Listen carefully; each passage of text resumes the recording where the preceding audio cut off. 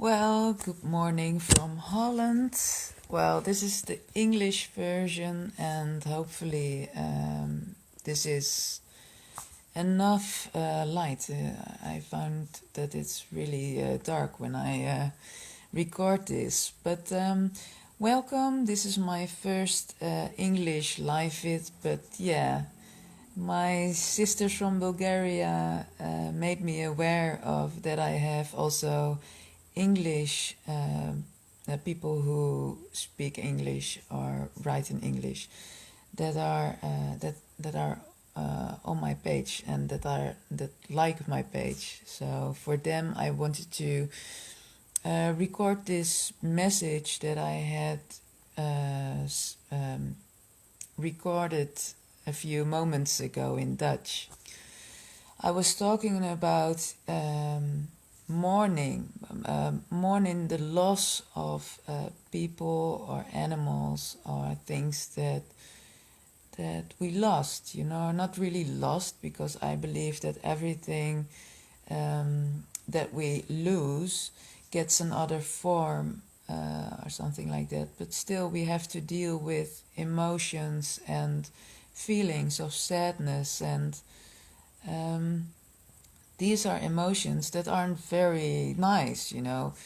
We love the very fun emotions. We love to feel happy, we love to feel in love, we love to feel energetic, but the feeling of mourning the things or people or animals that you lost is quite difficult to deal with, and it takes time to heal. And sometimes it isn't possible to welcome, good morning. Sometimes it isn't possible to get with those feelings of mourning in the process when someone just died, when you're in the first days of someone dying that is close to you.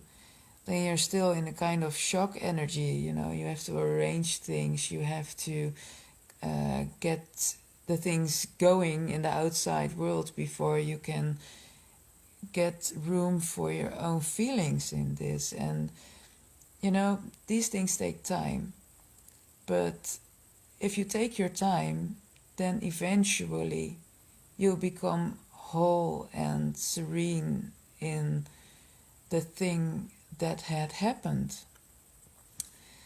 And it's something different than just doing the things and keep on busy because you have to do stuff in the outside world, and you don't have time to process the losses of the individual losses that you feel inside of you. And what will happen is unconsciously you're running away from the things you have to deal with, and when you're doing that, then you don't give yourself the time to heal, to really heal. And in that way, when you're not really healing, how can you bring that healing energy to another person? It's not possible, And this is on an individual level. And people tend to treat other people how they treat themselves.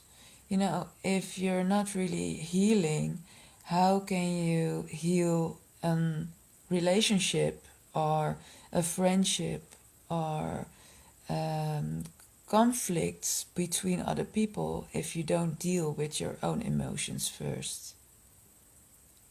This is a process that I see this year. And what I noticed in the world outside is that we're dealing with a lot of collective energies. We're not one individual, we are like a collective. We are humanity. And yes, you are an individual and you are unique and you have your own light to share.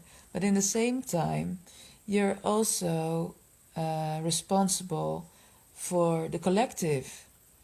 And this is also mentioned with this COVID vaccine, like you're responsible for the collective, so we all should take a vaccine because when it's 70%, then we have group immunity, And at some point it's true. But you can also take that information and put it on the emotional subject of it, because with all the things that happen to humanity in all times, we are a collective humanity and we're indeed living in 2020. But there has been a lot of injustice, there has been a lot of struggles, there has been a lot of stuff that is cleared now. It's clearing right now. When we look at the colonial history from European countries, but also sorry, but everything that has to do with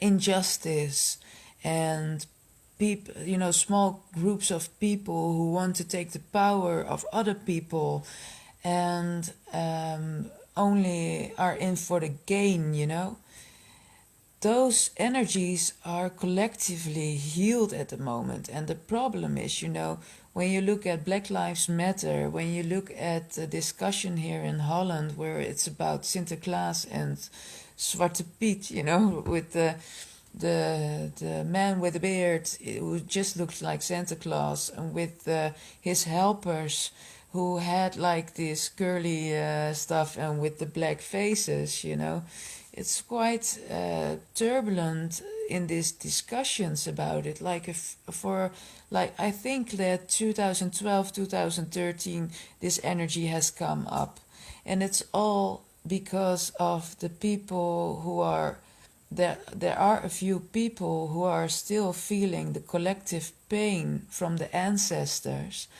and who feel that there needs to be justice. They want to feel recognized for that pain, and they're trying to fight this cultural, light-hearted energy that was at first, when I grew up, I only saw this as a child fest and like a feast for kids, that once a year they can sit on the lap of Sinterklaas, and they were judged about being a good girl or a bad boy, or something like this, and getting some presents, just in the spirit of it was innocent for me. But then on the other hand, when I look deeper in the history, and at some point I do understand where the people who are really fighting against this, where they come from, And then in the same time, I'm also used of this like innocent feast of it. And it's like two different visions, but I understand both of them. And when I look at this process of the collective healing of humanity, I do recognize that there is this need for healing in all different kind of layers. And I really became aware of the process of mourning and healing.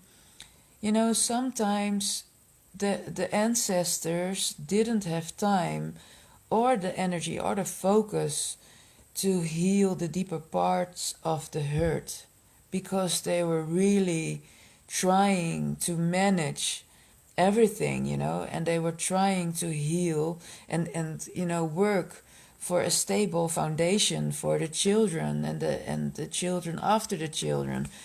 So they were really like in survival mode, and not really able to really heal those different layers that were really, the pain. Pain is also a collective thing. You know, it's not only you as an individual, but if you don't heal the things that were happened at some point, then it will pass on to your children and the children's children, you know, and at some point when you are healing and you are a really big part of bringing light to this world, you know, then you also should become aware of the pain in the families, the pain in the cultural stuff, to heal the deeper parts of it. And it takes time and it takes effort, and it also takes a lot to become aware of this and confront it, you know, because those layers go very deep, and sometimes it isn't even your own pain, but it's a collective struggle, you know. So this is really the process what I felt in these weeks and at some point in this year, you know. So I'm really grateful for these insights, and for the year 2021, I really hope that we live more and more from unity, oneness, and that the deeper layers of healing, of the collective healing, and that we are really part of it, you know. Don't get attached to fear. Don't get too attached to the duality of life, you know. There's always a black side, there's always a white side, you know, but it's about the unity that's not this side, but it's the vision, you know, it's the multidimensional reality, you know, on the unity level. Because in another dimension there is only unity, there is only oneness. But now we have to integrate it on a deeper level in all layers of our being in a healthy way and not in the energy of fear. And I feel this is the time that we are doing this. So this is everything that I had to say about it. Wishing you a lovely month of December. Take care and stay in the love and light. Love you. Namaste.